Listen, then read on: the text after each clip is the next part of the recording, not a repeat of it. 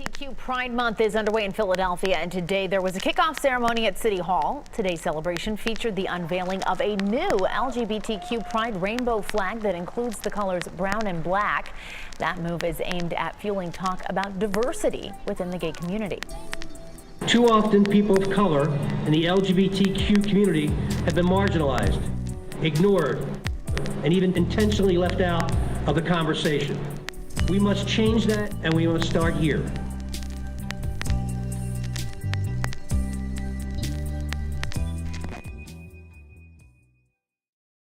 I think I knew I was gay when I was around 8th or 9th grade. I think it happened sometime in high school. It might have been a sophomore, freshman or sophomore, I'm not too sure. You know, everybody has celebrity crushes, but I had a lot more women crushes than men. Are you out to your family? It's complicated. For the most part, yeah. I'm more out to like friends and people that I just like meet along the way. But as far as family, for the most part, yeah.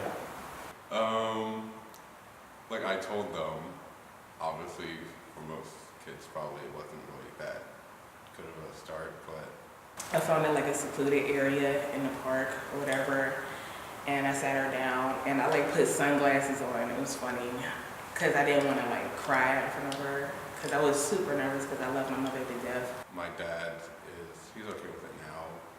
My mom, not so much. She's much more religious than my dad. I lied and said that I was bad to make it like easier for her, but then I changed it. I was just like, listen, Mom, I'm gay. And I thought like, you know, as soon as I said that, she was going to abandon me right in the park.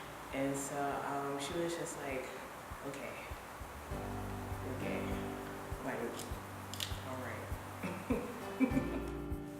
My name is Drake Thornton. I am multiracial and I am a homosexual. Going by my mother's side, Black and Native American, representation of the Cherokee Nation, and on my father's side, he is Caucasian. It's funny because, you know, the stereotypes of, you know, interracial parents is that, you know, the mother is white and she's trying to do her best, you know, to raise, you know, like these mixed kids, and, you know, the father is Black and, you know, doing his thing. It's funny because the race situation is switched. I came out at an early age, and I came out a multitude of times as well to my parents, because I wasn't sure, you know. I came up to my mom, and I said, Mom, I need to tell you something. She's like, what? I think she was just doing something, working on something. So she's like, what, Jake? And I was like, I'm gay. And she's like, wait, what? She's like, Drake, it could just be a phase. You go through a lot of phases. And I was like, you know what? Maybe you're right. You know, honestly, maybe you're right. But for right now, I think I'm gay. And she's like, okay. Well, alright, well, you know, we'll just see where things go. The more she, like, was pushing me to feel that this was still, you know, just me experimenting, the more I went into the more effeminate versions of being gay. I started cross-dressing all the time. I, you know, called myself Lavonda Glitter, which that was a whole new experience. I had a blast. I had no shame whatsoever. I am who I am, and people loved that. I loved it. That's the best part, because I loved it. I wasn't doing it for anyone else. I was doing it for me because I was like, man, people can tell me who I want to be all the time. People can tell me I should be this person all the time, and man, I was me. And I was like, you're gonna tell me one thing, I'm gonna be the opposite. That's fine. I'm okay with that. I still know who I am. But if I'm gonna be that opposite thing, I'm gonna do it the best I can. Do you feel like LGBT people of color are being adequately or accurately represented in the media? Do I think LGBT people of color are being represented? Definitely not. Why do you think that is? Because we're just not in it. I think it's still like, you know, it's still a white LGBT community that's being represented more than people of color. There's no variety. you're gay, you have to be like the gayest possible. There's no in between. So I have to speak out about what we're going through and everything, and we're still trying to find like who we are and media and everything. So I don't think we're at that point, honestly, which is really sad because, you know, we're pretty cool too. So, oh my gosh, drag queens. I love drag queens. Like, they're like my spirit animals. Name is Delonte Pond. I'm black, well, mixed, and my sexuality is pansexual, but I identify as gay. Does that really matter? I got into drag because of a Halloween dance that we throw on campus every year called the Halloween Ball, and so my best friend, Nicole, said, let's be Barack and Michelle, and I was like, okay. And she was like, I'll be Barack, and I was like, oh. Guess that makes me Michelle. And it was the first time I had ever worn women's clothing, put on makeup or anything like that. And it was really interesting. It just encouraged me a lot to do drag because I thought she looked great. I thought it was really fun. It was interesting. It was something I had never thought about before. I think the difference between Delonte and Holly B. Fierce is Delonte is a loud, obnoxious person. That's me all the time. I'm a people person, I'm loud, I'm always talkative. And me as Holly, I'm quiet and reserved, sweet. My drag mom always makes fun of, she was like, the way I talk, she was like, you're always like, hi, can I help you? She was like, no, you're all, what's your name, what's your name, what's your name? And so like, that's the big difference. It's the other part of me that I feel like I don't express all the time. I think it's great that RuPaul brought the light to drag. Sorry. I think a lot of people saw RuPaul's Drag Race and they were like, oh my god, this is something really cool. And it brought the spark of interest to drag. But it became this thing of everyone took this idea of what drag is supposed to be already and not thinking of the culture that's already been here.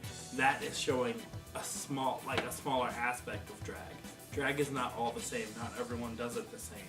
So people now expect all drag queens to do flips and kicks and this and that, when that isn't what all of it's about. It's a way of expression. So being a male, you're always taught that you're supposed to be masculine, you're supposed to be this, you're supposed to be that. And then drag is the total opposite. You can be whoever you want. You can be a glamazon, you can be a bearded queen, you can be whatever you want. And it's just something totally different. Drag, to me, is a form of art. It's like living art. So how does your heritage influence your life? I was always very proud of my heritage growing up. My grandmother would never let us forget that where we came from. Things are weird for me in particular with how like my race and ethnicity affects me because I'm mixed race, so I have my dad's family who's black, my mom's family who's all white, and there's not a lot of overlap between the two just for their own personal reasons. A big issue growing up, even recently, was the idea that you're not enough because I am biracial. The idea that I don't count. I'm simply trying to get brownie points for being different and exotic and oriental when I was raised by my atis and my kuyas first and by my white family second. So it's the challenge of accepting yourself. This is like the experience that a lot of mixed people have where we kind of live our lives as one or the other and never simultaneously. So I think right now that affects me a lot just because I'm still learning how to be both, because I am both, rather than just being one or the other, depending on who I'm around. So my name is Lexi Adamczak. My ethnicity is Puerto Rican, and I am a lesbian.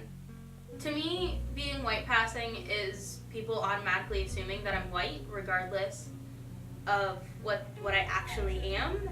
So sometimes someone will make a comment like against white people, and then immediately look at me like, not that I have anything against white people, but, and I'm like, don't worry, I'm not actually white.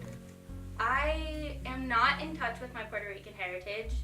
That comes from my father's side, well, my biological father's side, and he has not been in my life since I was 2, and my mother kind of just tried to erase that part of my identity, and I'm slowly starting to try to gain it back. I definitely do think I have a privilege that other LGBT people of color don't, because statistically and historically, people are more inclined to listen to white people compared to any other race or ethnicity, so I definitely do have a privilege that others don't. I always do my best to use my privileges for overall being a good person, but I have never actually had to use my privilege to speak out against something, because the communities that I'm involved in and the people I surround myself with are usually pretty good at standing up for themselves, and the others are usually pretty good at listening regardless of what color they are.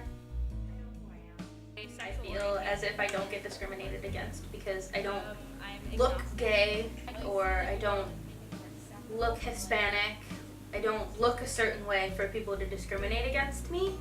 So I definitely have the privilege of looking normal. Intersectionality is very important because a lot of people like to focus on just one issue.